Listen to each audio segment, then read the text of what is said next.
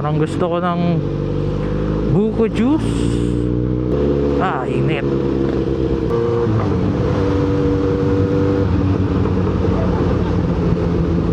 Sana dito may buko. Minsan kasi may tumatambay na buko dito sa may kanto eh. Yun. Saan nga dito, boss?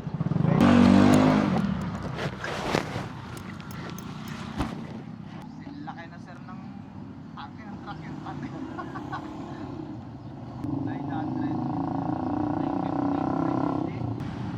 Saan pa po kayo galing yan?